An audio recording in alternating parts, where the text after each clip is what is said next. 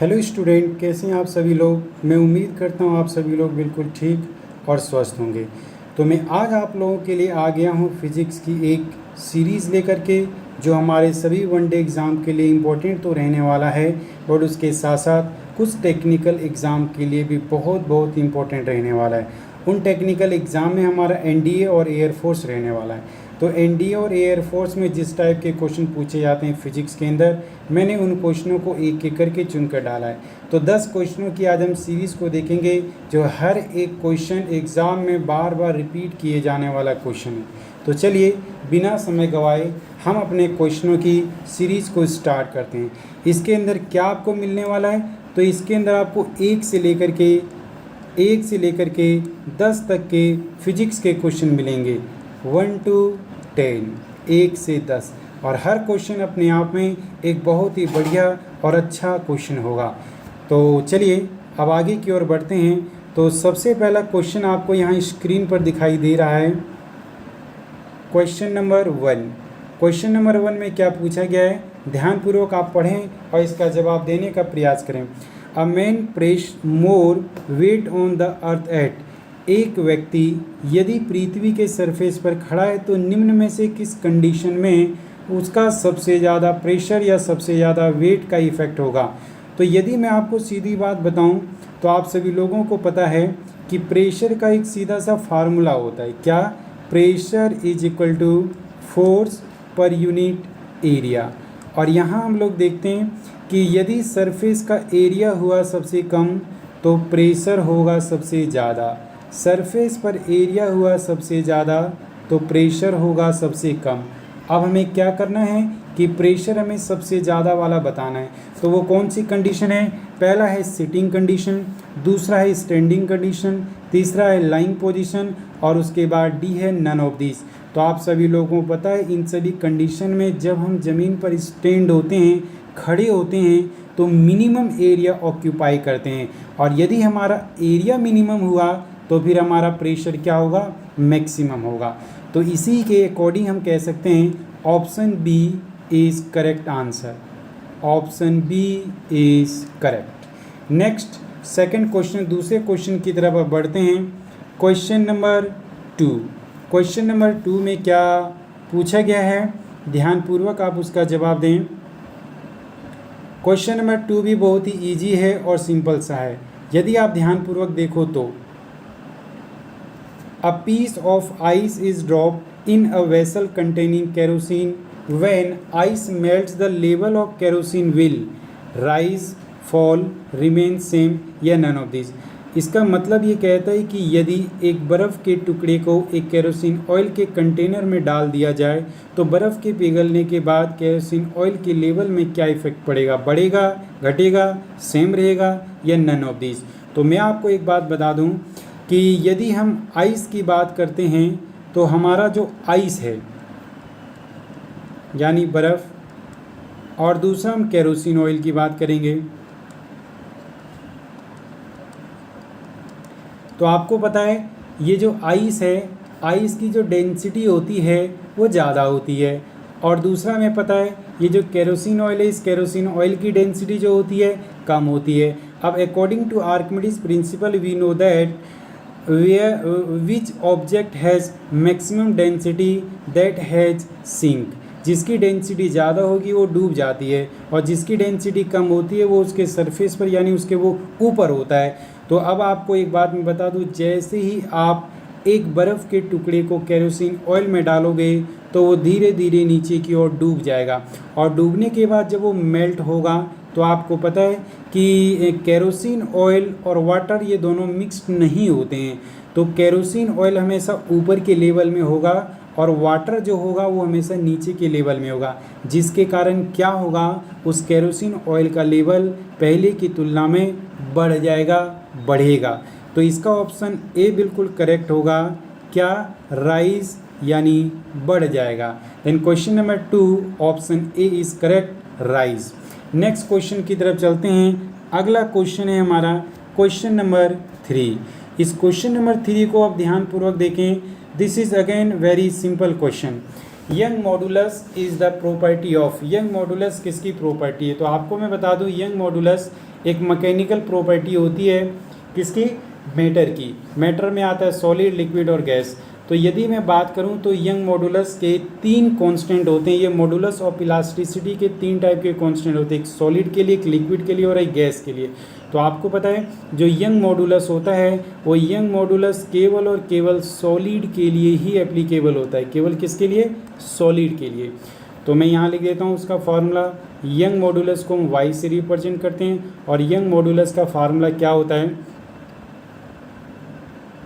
Young modulus is equal to normal या कह सकते हो longitudinal stress, longitudinal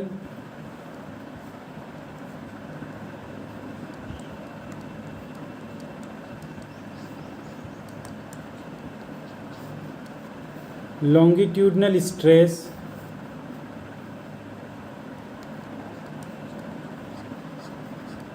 upon longitudinal strain,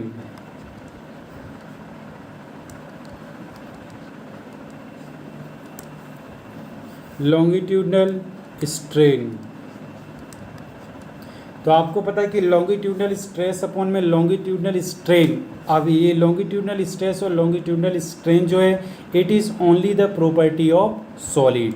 तो क्वेश्चन नंबर 3 का option D is correct. Young modulus is the property of only for solid, और solid किसके अंदर है? ऑप्शन डी में। मैं एक और बता दूं कि गैसों के लिए मॉडुलस ऑफ रिजिडिटी होती है और लिक्विड के लिए बल्क मॉडुलस ऑफ इलास्टिसिटी होती है। तो यहाँ पर हमारा ऑप्शन डी करेक्ट आंसर रहेगा। अब चलते हैं अगले प्रश्न की तरफ। तो अगला हमारा प्रश्न है प्रश्न नंबर 4। इस प्रश्न नंबर 4 में क्या पूछा गया है? An artificial satellite revolve round the earth in circular orbit which quantity remains constant. ये कहता है कि यदि मान लो कि कोई सैटेलाइट है जो रिवॉल्व, यानी कोई सैटेलाइट है जो लगातार घूम रहा है,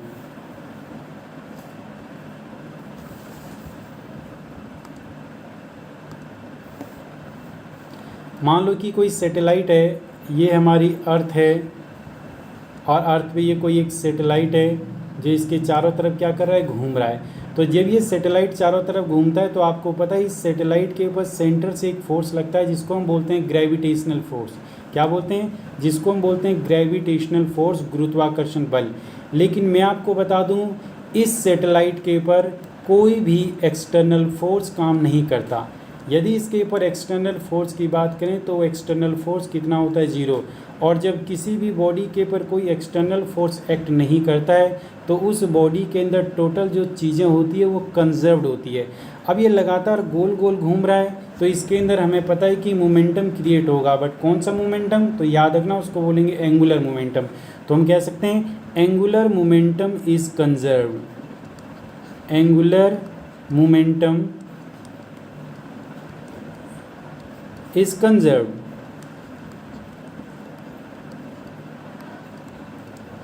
कंजर्व्ड का मतलब बोले तो कांस्टेंट। तो वो कौन सा ऑप्शन है जिस ऑप्शन के अंदर एंगुलर मोमेंटम कंजर्व्ड होने की बात बताई गई है? कौन सा? Option A.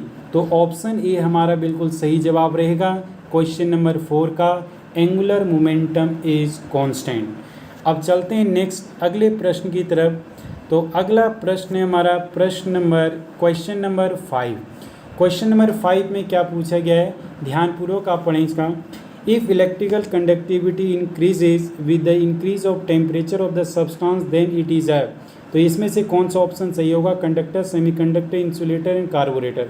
तो मैं आपको बता दूं कि यदि इलेक्ट्रिकल कंडक्टिविटी इंक्रीज हो रही है टेम्परेचर के इंक्रीज करने से, if the temperature is increase then I is decrease, but if the temperature is increase then I is also increase। अब मैं आपको बता दूं ये कंडीशन जो होती है वो केवल और केवल किसके लिए? कंडक्टर के लिए होती है। किसके लिए? कंडक्टर के लिए। और यदि मैं बात करूं इस कंडीशन की तो ये कंडीशन किसके लिए होगी? सेमीकंडक्टर के लिए। किसके लिए? सेमीकंडक्टर के लिए।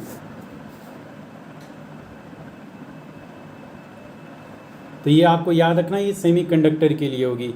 तो हमारा यहाँ पर ऑप्शन बी बिल्कुल सही जवाब रहेगा, semiconductor. Electrical conductivity increase with the increase of temperature of a substance then it is a semiconductor. तो क्वेश्चन नंबर हमारा 5 भी कंप्लीट हो चुका है। अब चलते हैं नेक्स्ट क्वेश्चन की तरफ। तो अगला क्वेश्चन है हमारा क्वेश्चन नंबर 6, और यदि क्वेश्चन नंबर 6 को हम ध्यानपूर्वक देखें तो इसमें पूछा गया है the product of force and velocity is, the product of force and velocity is called. Force और वेलोसिटी के प्रोडक्ट को हम क्या कहते हैं? तो इसके लिए आपको ऑप्शन को एक एक करके चेक करना पड़ेगा। यदि हम ऑप्शन ए को लें तो ऑप्शन ए में आपको पता है क्या दिया हुआ है, work. Work is equal to क्या फार्मूला होता है, फोर्स इंटू में डिस्प्लेसमेंट, यही तो होता है। अब आपको पता है फोर्स इंटू में डिस्प्लेसमेंट, ये हमारा फोर्स इंटू में वेलोसिटी के बराबर नहीं है। बट यदि हम ऑप्शन बी को लें तो ऑप्शन बी में हमारा दिया हुआ है पावर, और पावर का फार्मूला होता है work done per unit time. अब आपको पता है वर्क किसके बराबर होता है, तो वर्क बराबर होता है फोर्स इंटू में डिस्प्लेसमेंट। तो ये फोर्स इंटू में ये हो गया डिस्प्लेसमेंट, और इसके नीचे आप लोगों को लगा देना है टी। अब आप उसको डी से रिप्रेजेंट करो या ऐसे रिप्रेजेंट करो, बात एक है। अब आपको एक बात पता है कि डिस्प्लेसमेंट अपॉन में टाइम इज इक्वल टू क्या होता है, वेलोसिटी। तो हम कह सकते हैं power is equal to force into में velocity, power is equal to force into में वेलोसिटी। तो हमारा इसका ऑप्शन बी जो है वो करेक्ट जवाब रहेगा। Option B is correct answer, power. Power is the product of force and velocity. तो अब चलते हैं अगले प्रश्न की तरफ। नेक्स्ट क्वेश्चन है आपके सामने क्वेश्चन नंबर 7, और इस क्वेश्चन नंबर 7 को यदि हम ध्यानपूर्वक देखें तो इसमें बहुत ही सिंपल सा इजी से टर्म्स पूछा गया है, which one of the following has the highest value of specific heat. मैं आपको बता दूं कि यदि हम लिक्विड की बात करें तो लिक्विड में जिसकी स्पेसिफिक हीट सबसे ज़्यादा होती है वो हमारा वाटर ही होता है। क्या होता है, वाटर। मैं एक एक करके इन सभी की स्पेसिफिक हीट आपको लिखा देता हूं। जैसे यदि हम सबसे पहले बात करें specific heat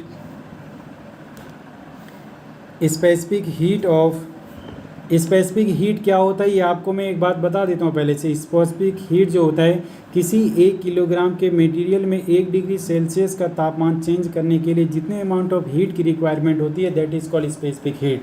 the amount of heat required to raise the 1 degree Celsius temperature by 1 kilogram material. 1 kilogram material को बर्न करने पर 1 डिग्री सेल्सियस का तापमान इंक्रीज करने के लिए जितने टेम्परेचर की रिक्वायरमेंट होती है that is called specific heat. तो स्पेसिफिक हीट यदि हम बात करें किसकी, एल्कोहल की, तो एल्कोहल की स्पेसिफिक हीट जो होती है वो कितनी होती है, मैं यहाँ लिख दे रहा हूँ 2570। और जूल, अब आपको पता है यूनिट तो आपको पता है जूल पर किलोग्राम पर केल्विन, जूल पर किलोग्राम पर केल्विन। दूसरा है specific heat for methanol. Methanol की स्पेसिफिक हीट होती है 2530। अब तीसरी की बात करें specific heat of kerosene oil, kerosene oil की है 2010। और यदि हम बात करें स्पेसिफिक हीट ऑफ वाटर तो वो है हमारी सबसे ज़्यादा 4184।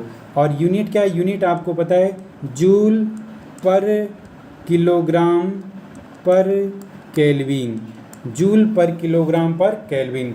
तो हमारा करेक्ट आंसर इसका रहेगा ऑप्शन डी। और एक बात मैं बता दूं, ये ध्यानपूर्वक याद रखना, कभी भी यदि स्पेसिफिक हीट की बात पूछी जाए तो स्पेसिफिक हीट का मतलब होता है कि ऐसा लिक्विड या ऐसा मटेरियल जो ज़्यादा से ज़्यादा हीट को एब्जॉर्ब करने की कैपेसिटी रखता हो, और ये कैपेसिटी वाटर के पास है।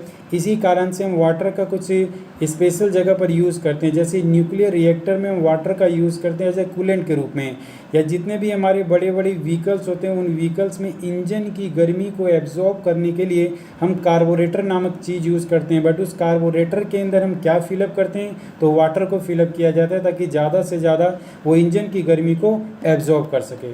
तो ये था हमारा क्वेश्चन नंबर 7। अब नेक्स्ट चलते हैं क्वेश्चन नंबर 8 की तरफ। तो नेक्स्ट है क्वेश्चन नंबर 8 हमारा, with the increase of pressure the boiling point any substance.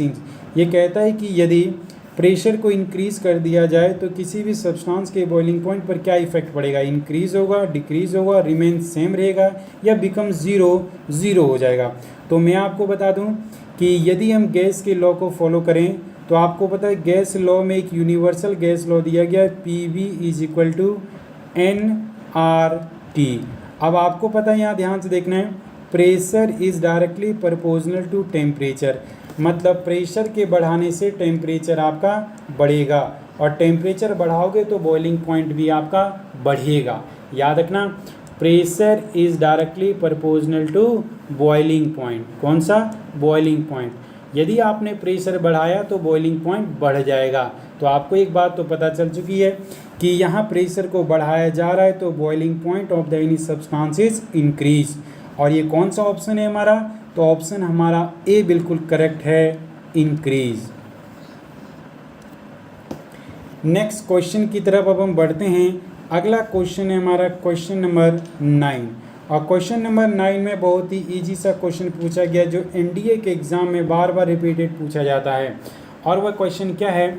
Electronegativity is the measure of. हम कह सकते हैं इलेक्ट्रोनेगेटिविटी किसको मेजर करता है? तो आपको मैं बता दूं कि इलेक्ट्रोनेगेटिविटी का मतलब होता है इलेक्ट्रॉन को गेन करने की कैपेसिटी। और इलेक्ट्रॉन को गेन करने की कैपेसिटी जिसके पास होती है वो सारे के सारे हमारे जो होते हैं वो नॉन मेटल होते हैं। वो कौन होते हैं? Non metal. All non metal are gain the electrons. अब यदि नॉन मेटल इलेक्ट्रॉन्स को गेन करते हैं तो जितने भी हमारे मेटल होते हैं वो सारे इलेक्ट्रॉन को लूज़ करते हैं।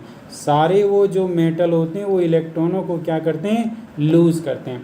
तो यहाँ पूछा गया इलेक्ट्रोनेगेटिविटी। इलेक्ट्रोनेगेटिविटी का मतलब होता है गेन द इलेक्ट्रॉन, और इलेक्ट्रॉन को गेन करके ऊपर अपने ऊपर नेगेटिव चार्ज बना लेते हैं। So it is called electronegativity. तो इलेक्ट्रोनेगेटिविटी जो मेज़र किया जाता है वो नॉन मेटल की होती है। तो यहाँ हमारा जो करेक्ट जवाब रहेगा वो ऑप्शन बी रहने वाला है, नॉन मेटल। यदि वो इलेक्ट्रोपॉजिटिविटी की बात करता तो हमारा नॉन मेटल नहीं मेटल होता और ऑप्शन ए हमारा बिल्कुल सही जवाब होता।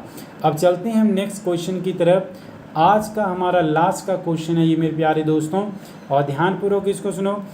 If no external force on the system of the body, the total linear momentum of the system of the body remains constant, which law state that? ये कह रहा है कि किसी भी सिस्टम के ऊपर यदि एक्सटर्नल फोर्स वर्क ना करे तो बताओ उस समय उसका लीनियर मोमेंटम जो होगा, लीनियर मोमेंटम कांस्टेंट हो जाएगा। और लीनियर मोमेंटम के कांस्टेंट होने को हम क्या बोलते हैं? तो आपको पता है कि जो भी चीज़ कांस्टेंट रहती है, जो ना तो कभी इंक्रीज़ होने वाली है ना ही कभी डिक्रीज़ होने वाली है, ऐसी चीज़ों को हम कंजर्व्ड मानते हैं।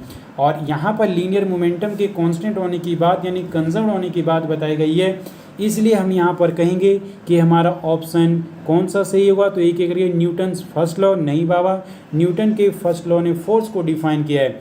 न्यूटन सेकंड लॉ, न्यूटन के सेकंड लॉ ने हमें पता है rate of change in momentum is directly proportional to unbalance force applied on the body, यानी ये मोमेंटम के चेंज होने की बात करता है। और न्यूटन थर्ड लॉ जो है वो तो एक्शन और रिएक्शन की बात कर रहा है। इसका मतलब इन तीनों के अंदर मोमेंटम कंजर्व नहीं है, बट मोमेंटम के कंजर्वेशन की बात जो की जाती है वो लीनियर मोमेंटम या एंगुलर मोमेंटम के अंदर की जाती है। तो यहाँ हमारा लीनियर मोमेंटम ऑप्शन में है, तो हमारा ऑप्शन डी बिल्कुल सही रहेगा। Option D, principle of conservation of linear momentum. तो ये था दोस्तों आज का हमारा 10 क्वेश्चन फिजिक्स का, जो यदि आप ध्यानपूर्वक देखोगे तो ये क्वेश्चन बार बार आपको एनडीए और एयरफोर्स के अंदर रिपीट किए जाते हैं, जिसको आप ध्यान से नहीं पढ़ के जाते तो आप थोड़ी सी चूक होती है, आप क्वेश्चन का आंसर गलत करके आ जाते हो। तो आप जल्द से जल्द इन क्वेश्चनों को आप ज़्यादा से ज़्यादा बार पढ़ो, ताकि ये इस चीज़ की पकड़ बहुत ही अच्छी तरीके से आप में बन जाए। और आप लोग इस वीडियो को ज़्यादा से ज़्यादा अपने दोस्तों के पास शेयर करें, ताकि वो दोस्त भी आपके ऐसे क्वेश्चनों का लुत्फ़ उठा सके जो क्वेश्चन एग्ज़ाम में बार बार रिपीट किए जाते हैं। तो चलिए, थैंक यू, मिलते हैं नेक्स्ट दूसरी वीडियो में।